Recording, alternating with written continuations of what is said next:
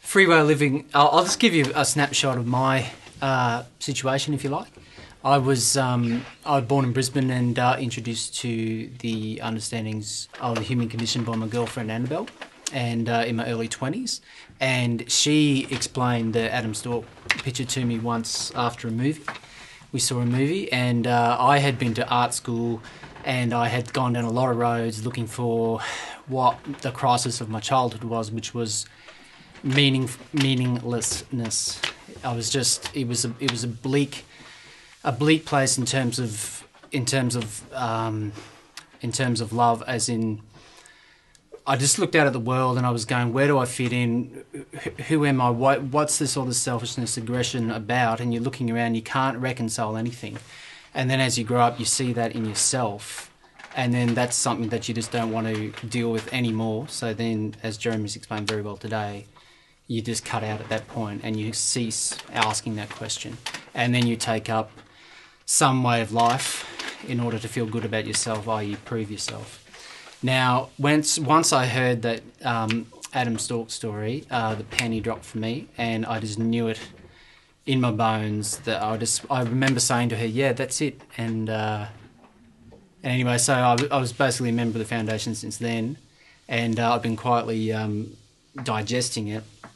Now, that gets to a point where you know that the information is true, but you've got your life going. You're going, yeah, Jeremy, that's a great idea, but I've got, in lieu of not having those answers when I was young, I've got something going here, so I can't reconcile the two, you know. And but the trick is at that point, not the trick, sorry, the whole point of when the dignifying understanding arrives for real is that at that point you can just have a very serious chat with yourself and just say, look, is this the truth about my situation or not? And it's testable in your own life, and I've done it and I've tested it. And all that meaninglessness, I'd look around the suburb I grew up in, not unlike that California thing, it was bleak, you know, just going, where is something, I've been looking for something that isn't here, and people are going about life in a different way, and there was just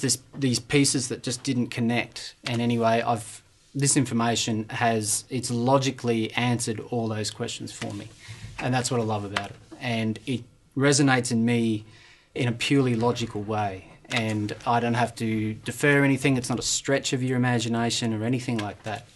And for a boy who grew up looking at the world as a complete mystery, now I see it through this. Everything's done, so therefore whatever happened to me fits into all this. Now, the beautiful gift about it is, as Jeremy says, you don't have to go and look at the catalogue of your pain and go, oh, I've got to work out that and that. When the big answer comes, when the answer to what is the meaning of life is here, and you can go, yes, that's it, game over. And then the better thing that happens after that is that a new realm of possibility opens up that you could never imagine before. Now you start thinking, okay, if there isn't any mystery to life, if there isn't, if everything has been explained, then if a child can get told that growing up, that no, there isn't any anger, competitiveness, selfishness, how will worth be, like, I wonder what worth will be in the future, where that will fit in, because, you know, if you ask a kid in the future, once this explanation is out, you know, what's the meaning of the word worth, they'll go, it's not money, it's not, you know, and then they'll go, what's self-worth? And you'll go, like, they'll say, was that ever in question? And you'll go, well, it was at one point. That's what I live for, is the potential of what this can do. And it's once that you can have that chat with yourself and fully understand that this is the answer to all my problems, then it's a world of unlimited possibility that opens up to you.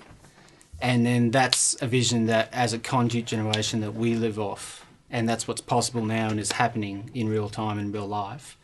But it's just the future of, I'm going into bat for little Pete that didn't get told what the world was about. and didn't know and couldn't be told because this was going on. But now, when this ends, anything can happen, and it's going to be good. And anyway, that's all I've got to do.